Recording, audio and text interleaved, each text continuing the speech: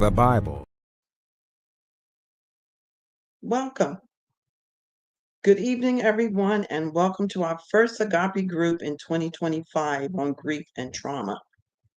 You've joined us today to talk about this hot topic of grief.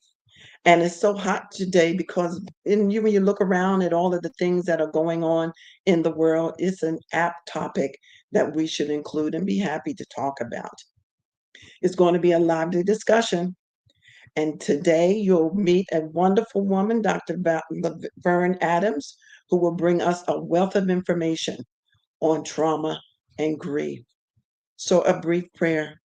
Lord, we want to thank you for the opportunity that you have given us today to talk about this topic that is dear and near to hearts of American people, everybody all over the nation, especially in these trying times. This is an apt topic to bring us information. So thank you so much, Father, for all that you're doing, all that you have done, and welcome to everyone that is on. We hope that you will join this conversation and walk away with something that is going to take you to the next step in your relief from trauma and grief. So we have Pastor Younger, MIT Melinda Hasbrook, myself, Brenda Fitzgerald, and our speaker, Dr. Laverne Adams. Hi, Thank you, everyone. everybody. Okay. So let me talk to you a little bit about our speaker. We're so blessed to have her today. This is Dr. Laverne Adams, and she's passionate about helping others to improve the quality of their lives and has spent a lifetime serving others as a community leader, executive director, pastor, and professor, and has received numerous commendations from all branches of government for her work, including a Presidential Lifetime Achievement Award. She's recognized by the International Coaching Federation as a professional certified coach. She's also a certified diversity executive as well as a certified trauma professional, and is the chief executive coach of Total Life Consultancy LLC, a firm that supports leaders in Fortune 100 companies to maximize their personal and professional potential through coaching, training, and consulting. Dr. Laverne is a best selling author and a Les Brown trained keynote speaker, as well as a UN peace ambassador, traveling extensively throughout the United States, abroad, including Africa, India, the Caribbean, Latin America, and the Philippines, inspiring thousands with her empowering message of hope for a better life, a better community, and a better world. If you want to know more information about Dr. Laverne, she'll give you some information at the end on how to contact her through drlaverneadams.com. So, Dr. Adams. Thank you so much, Minister Brenda, Minister Younger, and Minister Hasbrook. Thank you so much for being here and supporting, even in the background. And I want to give honor to God for this opportunity to be here, to your bishop, and particularly to Pastor Anderson for inviting me to come. So, yeah, let's get right into it. This is a subject I'm very passionate about. And let's get into the trauma transformation training. A little background: I was commissioned to produce this training through George Washington University for executives in government, and I felt like this is not just something leaders should be aware about. Leaders should be aware of, but everybody in the community really should know about this information. So this is the reason why I am passionate about sharing this with as many people as I can. I feel like what I've seen and observed has been incredibly helpful to people. So we've already had our welcome, but I would like to issue an apology. And the apology is to say sorry to anyone listening to the sound of my voice who's ever been traumatized. Sometimes people have gone through the deepest, darkest moments of their life, and no one has ever said sorry. So I just want to apologize and let you know that we feel you, we honor you today, and we respect what you are going through and feeling. And no, you're not crazy. And hopefully, by the end of this session, you'll get more information and understanding about why things are happening around you. So, this trauma transformation training is designed to inform you about how to break free from the negative effects of trauma, and most importantly, to break the cycle of re traumatization. And too often, we are going through trauma and it becomes this vicious cycle that we just keep going through over and over again. And hopefully, some of the information that is shared today will help break some of that. And please be mindful at the end, resources will be made available electronically. There'll be a link and a QR code that you'll be able to have access to. And as a way of a waiver, the purpose of this training is to help people learn about trauma and how to cope with it. And it's not a substitute for professional counseling or therapy. And you may experience emotional distress during this training.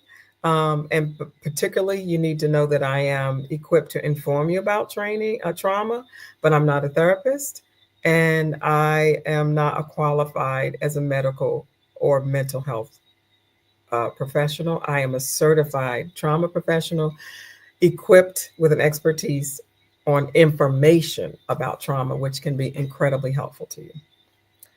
All right. So, again, a little bit about me. I am a retired pastor of 25 years.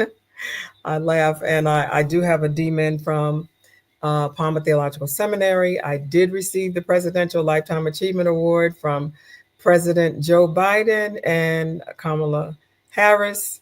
Very proud of that. 4,000 community service hours. And those other things have already been shared about me. I'm also a DC opioid abatement advisory commissioner, helping with using trauma, information on trauma to help with the opioid epidemic.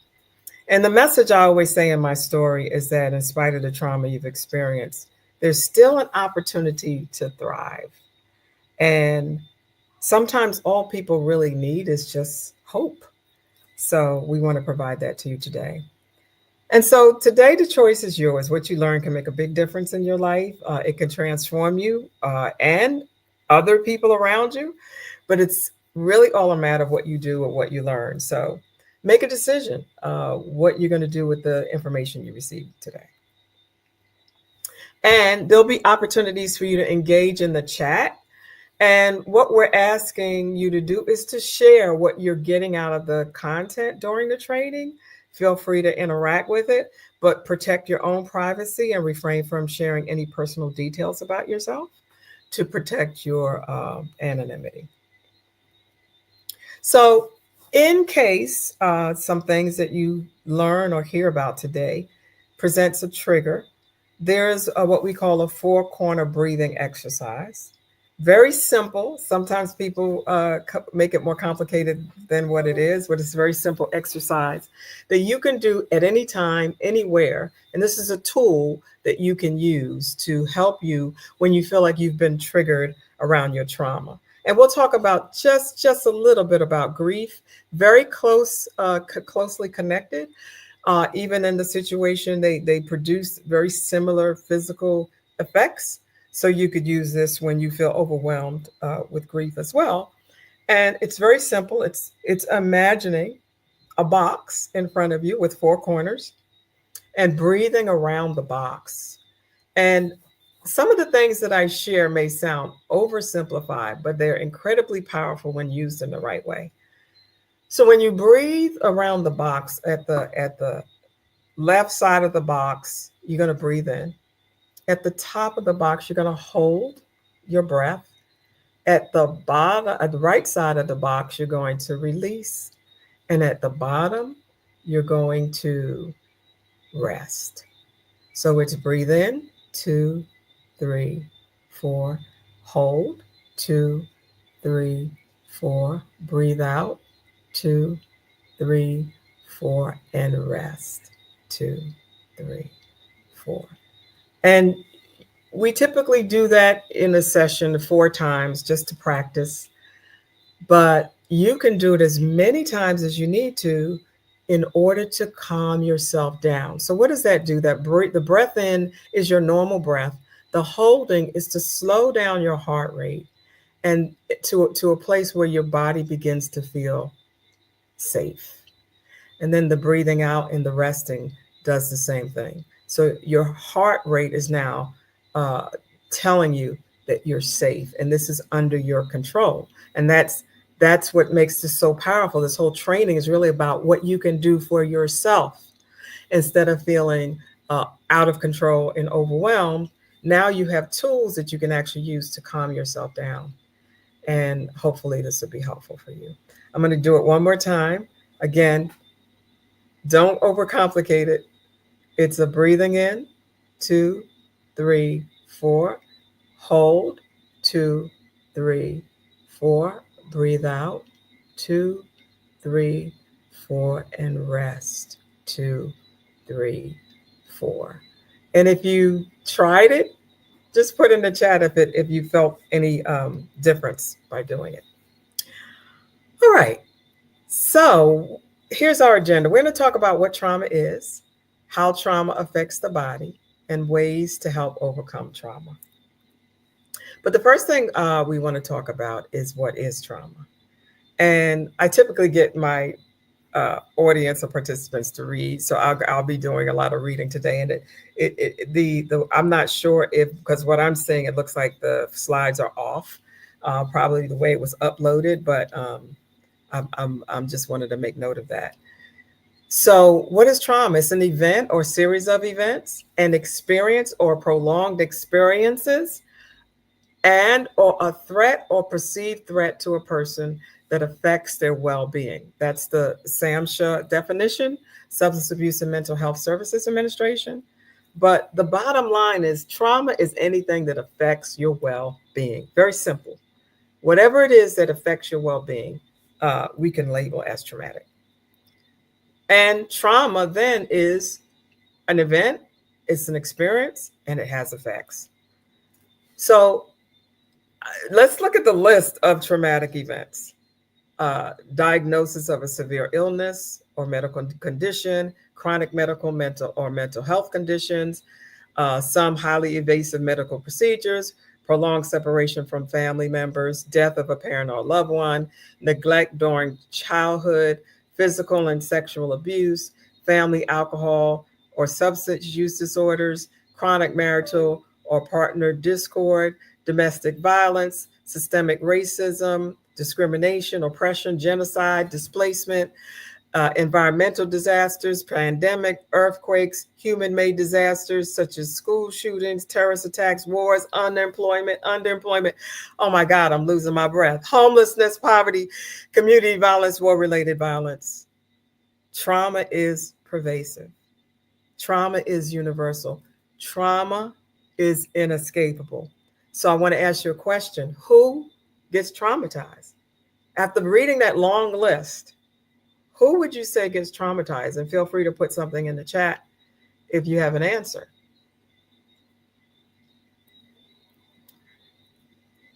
Of course, everybody gets traumatized. This is a very important point to establish. Everyone is and has been traumatized in some way.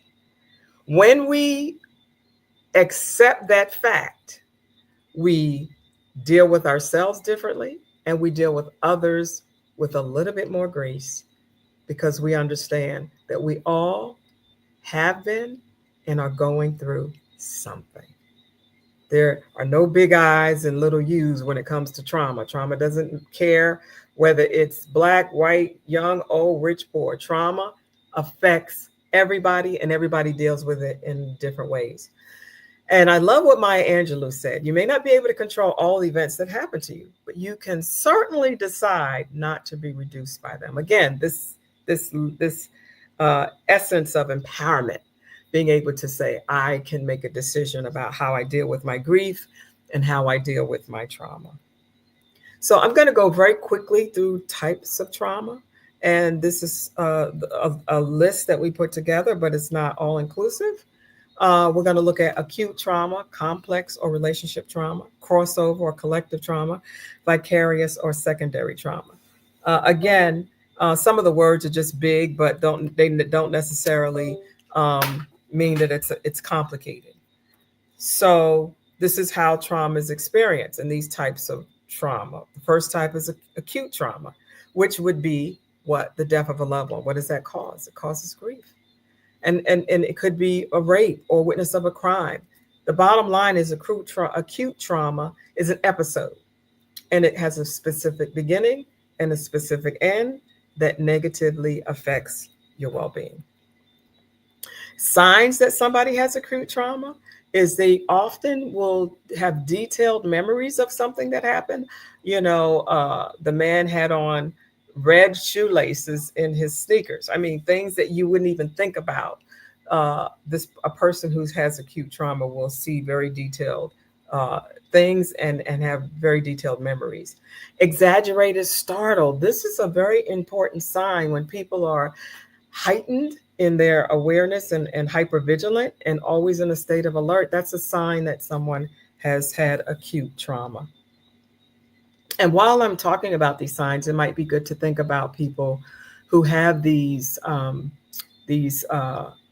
characteristics, and so you can better understand what's happening with them. Then there's complex or relationship trauma. This is a prolonged exposure to either profound neglect, violence, or bullying, a series of home removals, and typically starts at a young age. And signs of complex trauma is denial, psychological numbing, I don't care, a shortened sense of the future, I'm going to die early. This person might go into rage or social withdrawal or overwhelm, or may completely disassociate and shut down because their brain just cannot function and handle what's happening because the complexity of the trauma.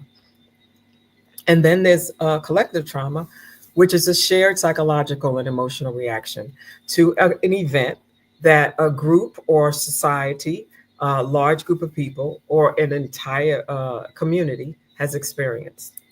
And that would be a school shooting or a car accident or dislocation. And I would venture to say, as it relates to DC, gentrification. That's also what we would consider collective trauma.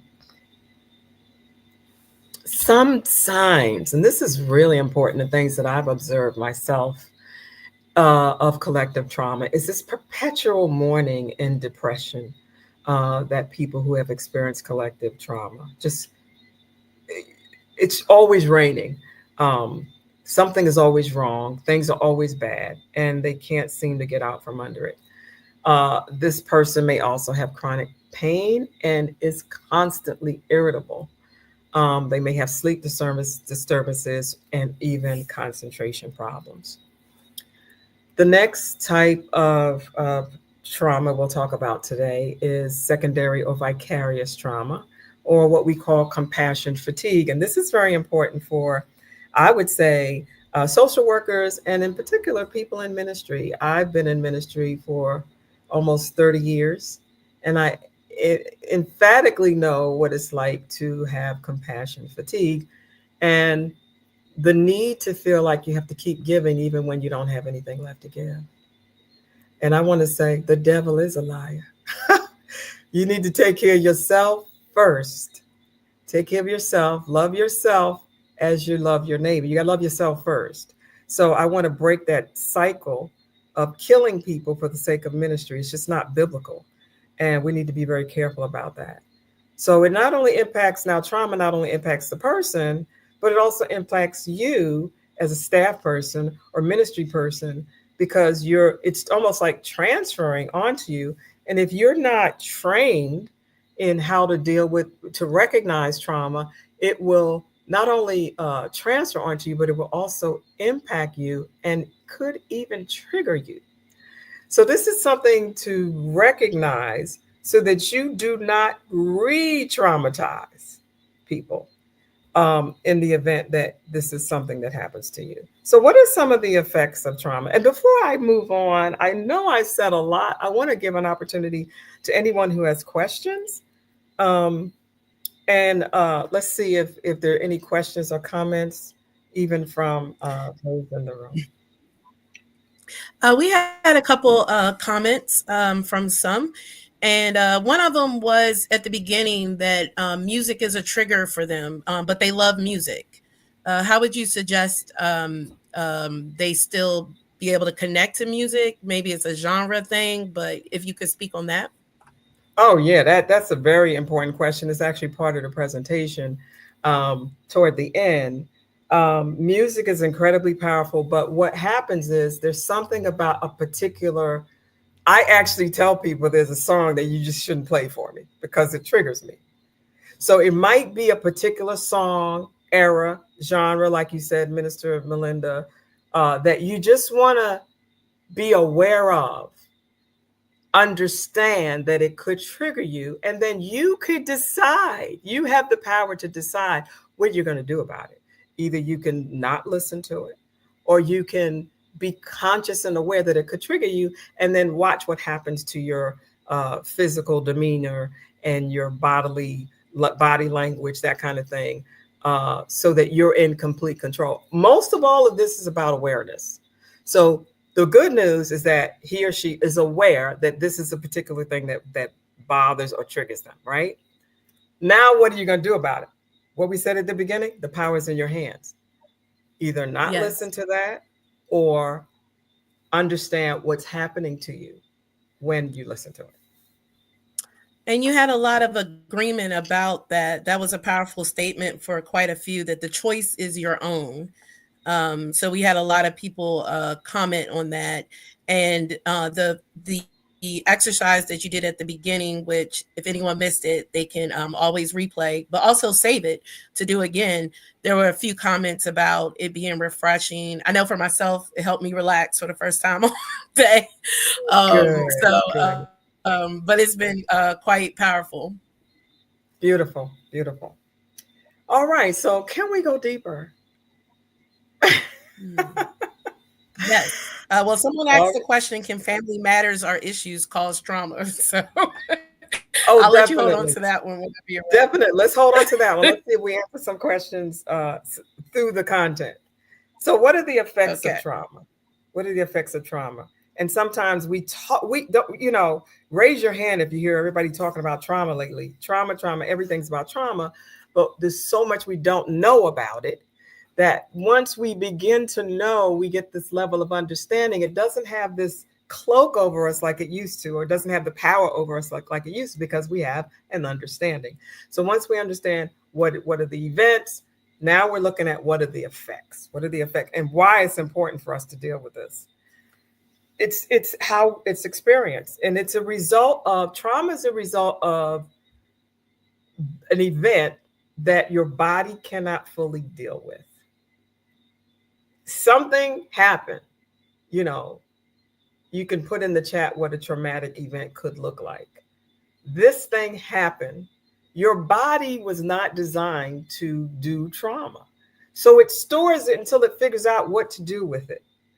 And it starts to either replay or re-traumatize you. So it's stored in the body, it's stored in the brain, and until it's resolved, it gets relived over and over and over again.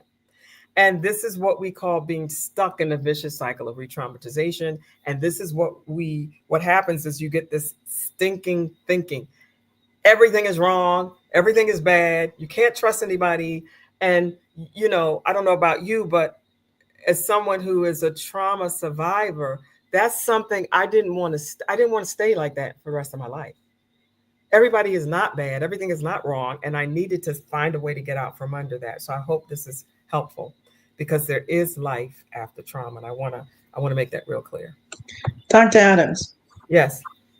as you were talking, and from the beginning slides until now, in there, you don't really realize how much trauma and how much of a journey it is to walk through all of this every day, because Life.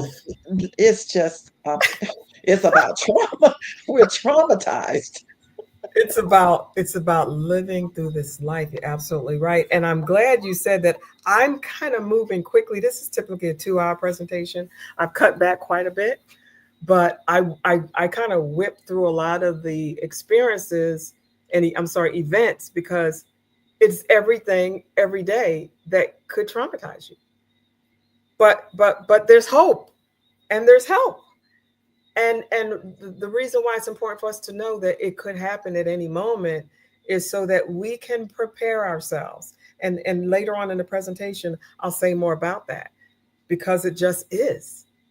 So the more you know, the more you grow. So thank you for pointing that out. So what are some trauma triggers? Trauma triggers is really all about your perception and how you experience your reality. So, somebody might get really freaked out when you cut an orange, and it's like, why are you acting like crazy? What it's not a big deal. Just calm down. Well, there might be something connected to that orange. I mean, something, we talked about that earlier. It might be something, the music. You don't know what's happening in the brain that the person cannot control. But I will say, once you're aware of it, you can do something about it. So you might be triggered, and it may create fear, panic, upset, or agitation. But once you feel this sensation going on in your body, you have two choices. Do I go with that, or do I do a breathing exercise and calm myself down? The power's in your hands. And we also have to recognize the mind body connection. So that's why we have the exercise of breathing. That's just one thing you can do. There's hundreds of things. But the breathing now is one that talks to your body that everything is okay. And sometimes when people are triggered, they go into fight, flight, freeze, or fawn response. They're ready to fight you, and you don't even know why. It's just because they were triggered. They're ready to run away, um, just because they were triggered. So once we are aware, then we don't take things so personal. We don't take things so personal. This is an experience a person is having that they may not be able to control, and I'll share more about that. And here's a good one, to speak to what was already mentioned. Some common triggers are people, places, and things, songs, nonverbals, times of the year, holidays, certain kinds of weather. These are all things that could trigger us. So now that I know that there's so many things that could trigger me, why am I just waiting around for everything to trigger me? I shouldn't. I should know that these things trigger me, and I need to learn how to keep myself calm, because I Uh, know these things are going to happen. Go Dr. ahead. Adams, in your previous slide, you had mentioned some of the trauma responses, and a lot of people might not know what some of those represent, like especially fawn. And I know they're very related to animal instincts, but if you could just explain what some of that looks like for people. Sure. So for the fight, of course, that's obvious. People, you may just say hello, and somebody was, what's so good about it? Hello, hi, good morning. What's so good about it? They want to fight. They might be triggered in a trauma. They may be having a trauma experience, and you don't know that. So that's the fight. And then the flight is, you just can't get a person to connect. Like, and I'm going to say this, since this is a church related group. Um, Sometimes church can be triggering for people, and they have the trauma response to run, not to come back. There's something that happened that triggered them. And again, I got 30 years to tell. I got 30 years experience to tell you I know what I'm talking about. Okay. So we have to understand that, and sometimes, no, all the times, we have to recognize church is not always in the building. We can minister to people wherever they are. Let's get out the box. And sometimes they may need a phone call, but they just can't get in the door. So again, this helps us open up a variety of ways of doing ministry to help people when they need it the most. Freeze is um, somebody might they get messed up when it comes time to take a test. They just can't think clearly. And then the fawn is they feel afraid and they reach they like a little fawn. They act childlike, infantile. So these are the responses that these trauma triggers can provide. And Yes, and I I'm go ahead. I don't want to seem like I'm rushing, so slow me down at any time. I'm oh just no, trying to you're make doing it awesome. And we could clear. always have you back for a second part. Okay. But out of time. I think it's very helpful what you said about everything, but what you just recently said about trauma that has happened connected to a church relationship for people, and we definitely want to be careful to never skip over that. And I appreciate you bringing that forward. We've mentioned that before in our beginning sessions. And then I guess a question is, well, what do you do with that when you encounter it? We're really blessed with the Simple of Praise to have so much virtual connectivity. So I know I've told people that maybe if they're thinking about coming back into the church, they can start with the YouTube or the Facebook experience so they could see what it's like, so they can have that exposure. But what are other ways? Because a lot of people do want to connect, but they've been traumatized. No, I think that's a perfect response. You give them other ways, other options, other avenues, and sometimes a text message, an email, a card. It's real simple. It's not that deep. And I'm not trying to minimize your question. It's just that we overcomplicate things. Oh, they won't come. We put people in boxes, but we need to understand where people are right now. Absolutely. Absolutely. Was that helpful? Oh, yes. And Yeah. simplify is always a great way to go. Simple is always best. Always Always. my philosophy is KISS. Keep it simple. All right. Again, keep me with and keep me abreast of the time because I got a lot of material here. Oh, no worries. You went through a trauma list, and someone mentioned that many were traumatized after the election, but they believe in hope and the peace of God that surpasses all understanding. So even those conversations around the election right now, probably, and in DC, us being a federal city, that brings up some other type of fears with every transition. So that was a comment. Awesome. Awesome. Thank you. So we have trauma triggers and then there's a trauma response. And again, the Department of Human Services says that someone who's experienced trauma will perceive the world differently. And here's the piece that we really need to hold on to.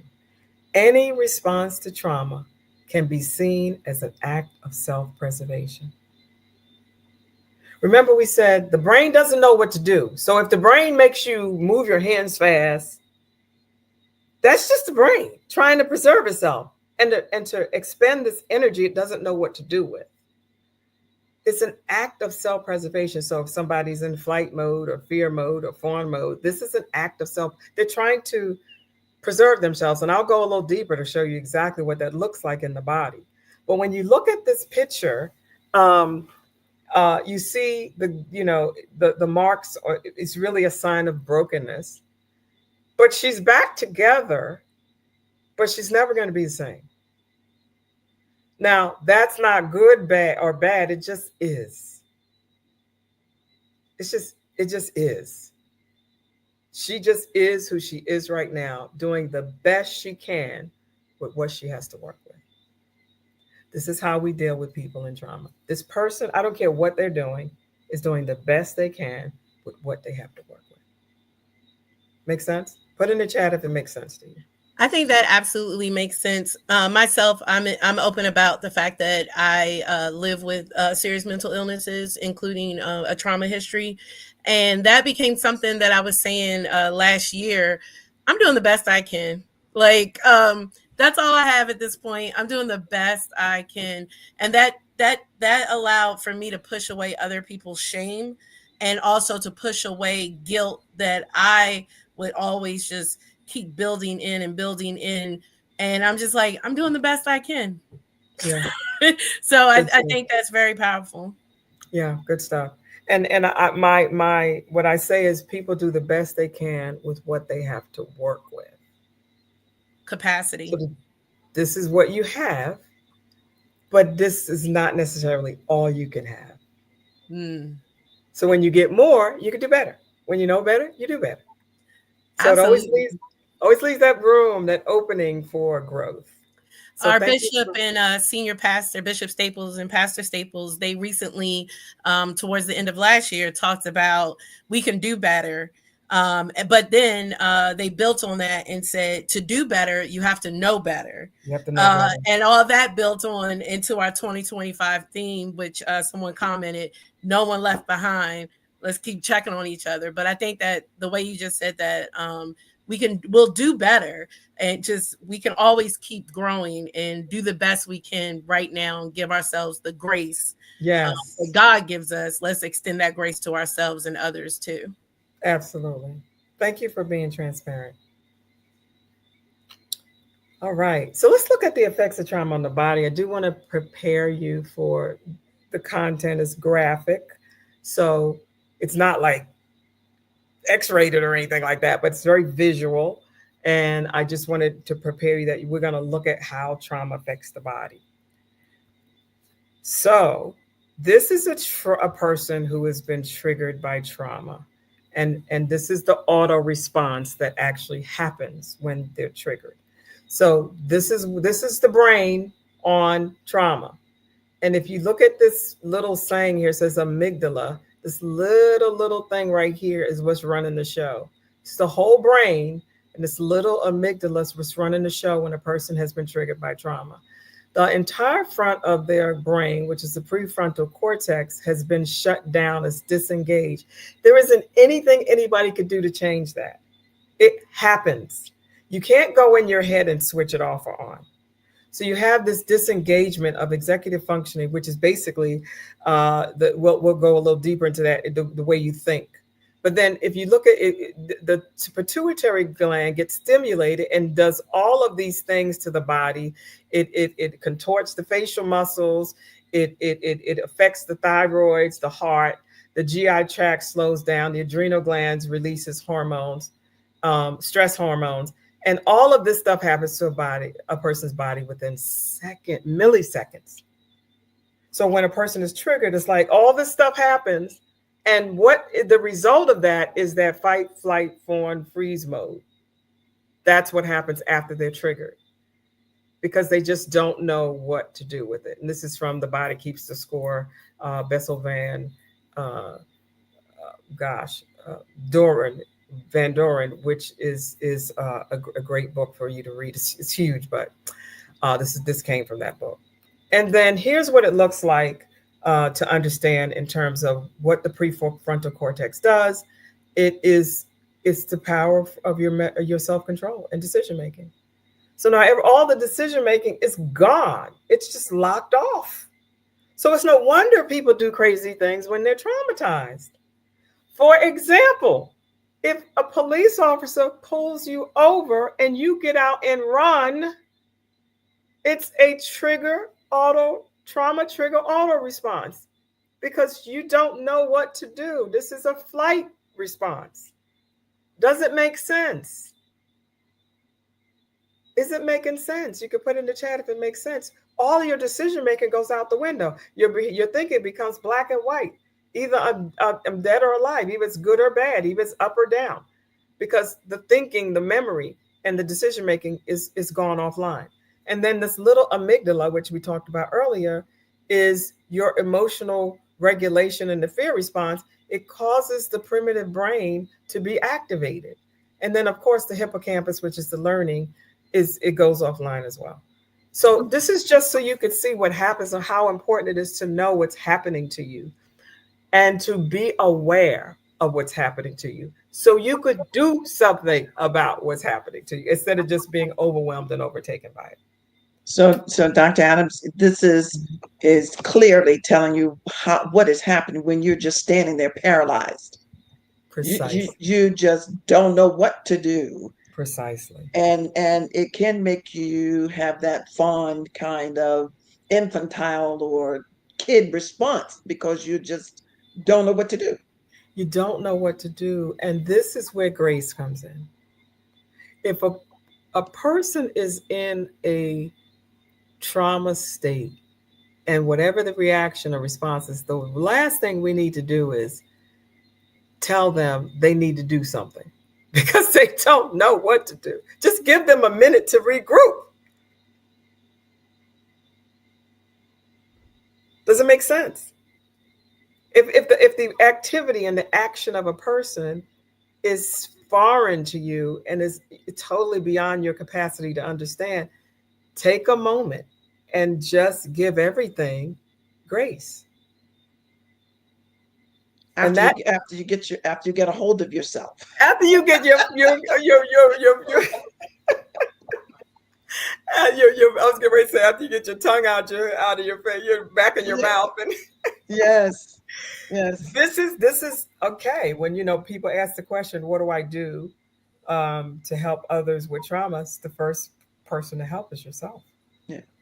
Yes. And maybe this ties into, we had a question, even though you're put back together, you usually always think others see the scars or the broken you. Could that be why they tend to respond negatively? Okay, so let's rewind and all the way in the beginning, we determine everybody Mm-hmm. is traumatized in one way or the other.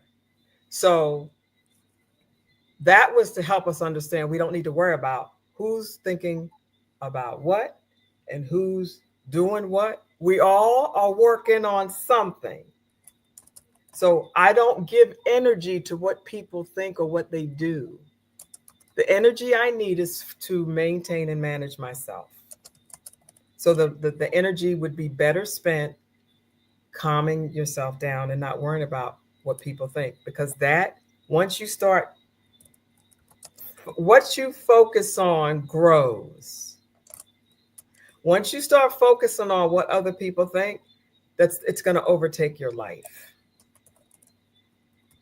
So rather than do that, it might be better to, you may be better off being more concerned about how do I want to be?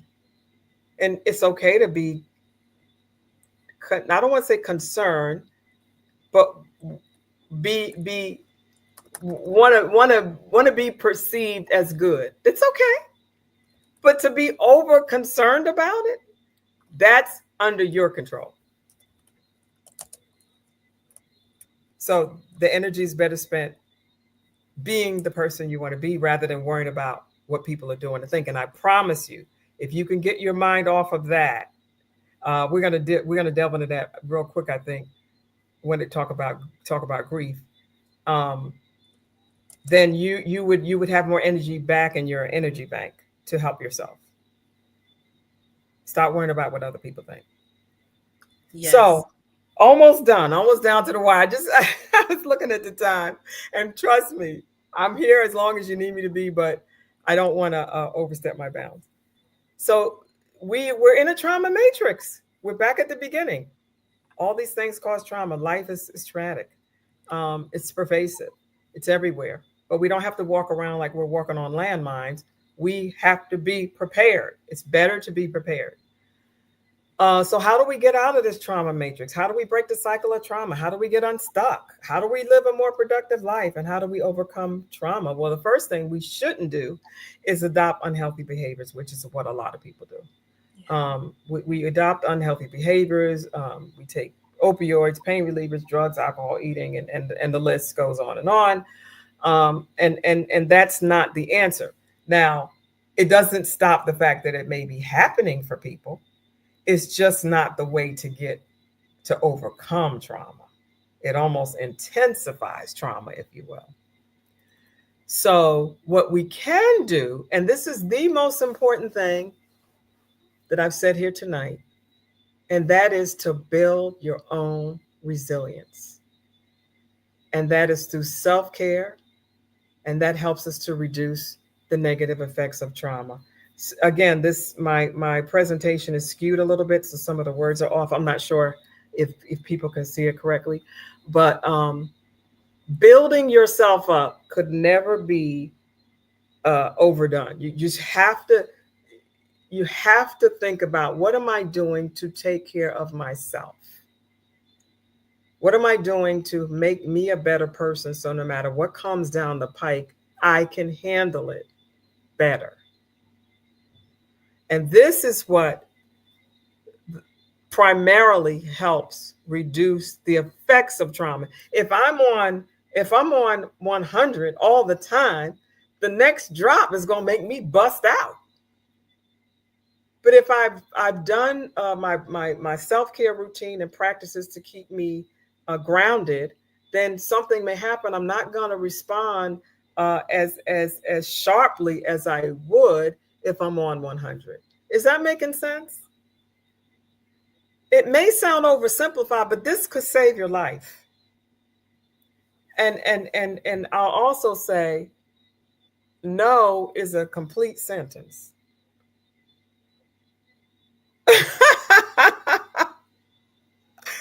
We don't have to always say yes to everything.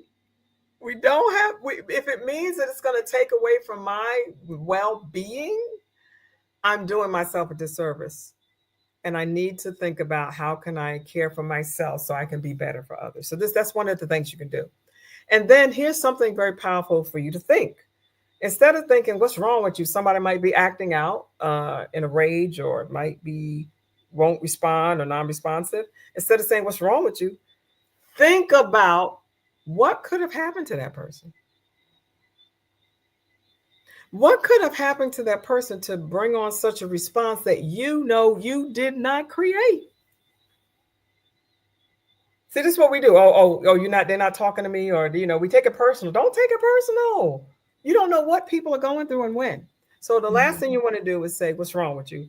Rather, what could have happened to that person that they're acting this way?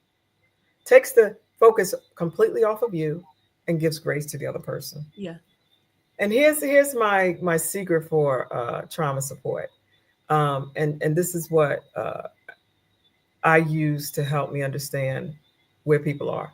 Create a space of safety, empowerment, collaboration, respect, empathy, and trust. If we could do these things, then we will reduce the effects of trauma probably by 50%. Create a space of safety, empower people with choices, collaborate with them in making decisions, respect where they are, be empathetic, and be trustworthy. Yeah, I think grace can be an ambiguous word, and this secret allows for you to actually extend grace with some tangible Yes, things.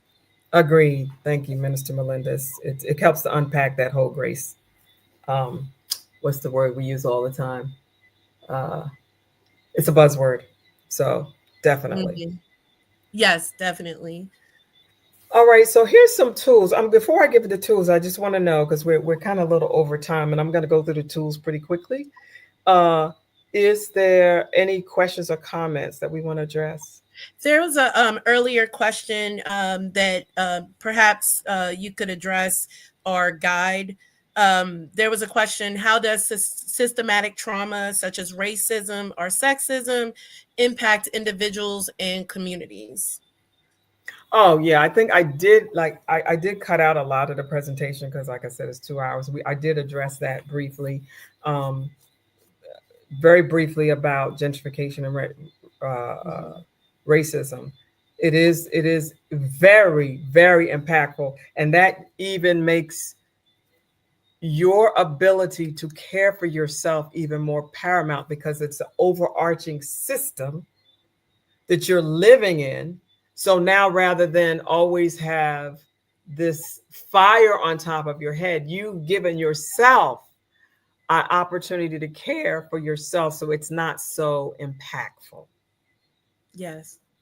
Does Yes, that and I make think sense? that that feeds in. I think that's very well stated, and it feeds into what we've been really focusing heavily in intergenerational trauma and how it's already it's in our DNA, and then you're also saying adding to that it's in our environment, so it Yes, just becomes so heavy that can you even see the new trauma or can you even see the current trauma? right. It's all trauma It's all trauma. and it's all impactful. So now that I know that I'm walking through a trauma tunnel, Yeah. I should do things to prepare and Mhm. protect myself. I know it's there. So rather than go in, with nothing on, we talk about in church, put on the full armor of God. Yes. I need to put on my full armor. It doesn't mean that I'm going to be fighting. It means I'm prepared for my day. And Mhm. too many times people neglect themselves at the expense of everybody else. And I'm saying if you want to get over trauma, you need to stop that. Take care of yourself. Get a cup of tea. Take a hot bath. We'll talk about some of these tools, and these are not the end all be all, but it's no silver bullet. It's not a quick fix, but you can be healed from trauma, and I'm a witness. I'm a Amen. living testament that you can be healed from trauma. It takes time, it takes a focus and attention, but there's some powerful tools, and it may seem simple, but I promise you, if you practice simplicity, it will help you to heal from your trauma.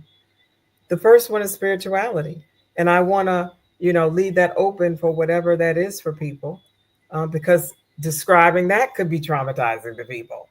But we know that spirituality is a belief system, that gives meaning and purpose and sacredness to life. So that can be anything in a walk in the park. So let's leave that where it is, and let people have peace with that. And it's a personal experience. So it's something that transcends yourself and God, and believing in a greater power greater than yourself.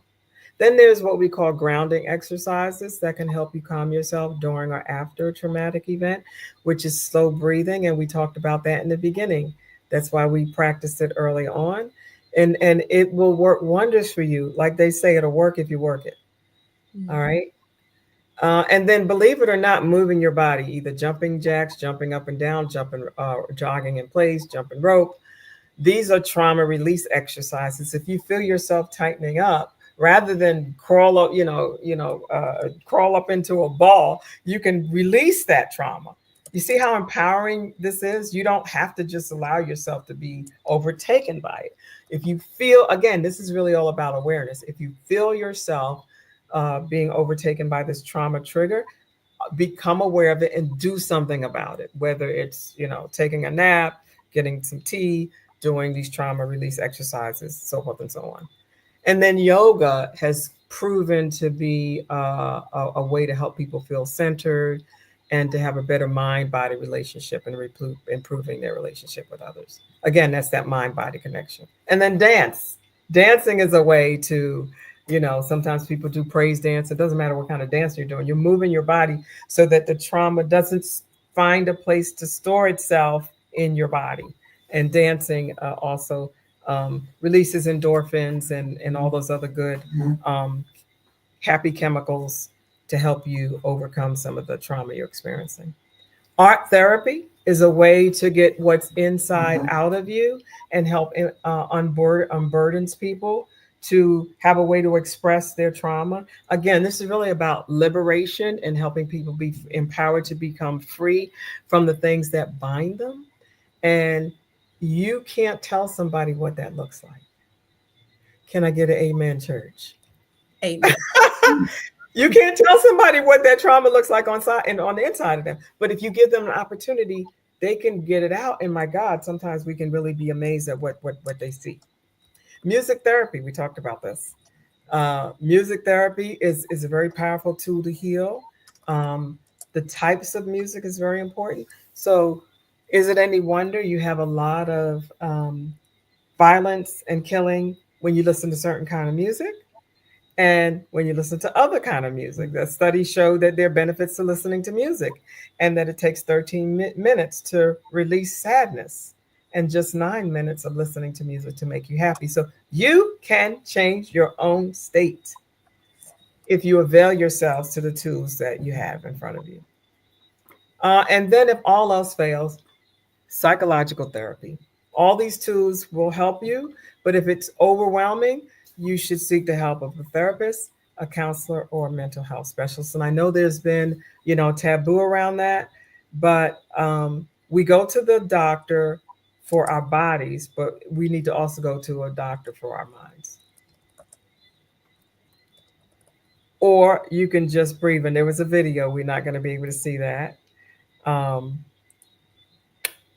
but I I'm going to posted leave. it to the comments so people will be able to see the video that Oh, you good. for us. Excellent. So if Excellent. you And look I'm at the comments, anyone watching on Facebook or YouTube, wonderful.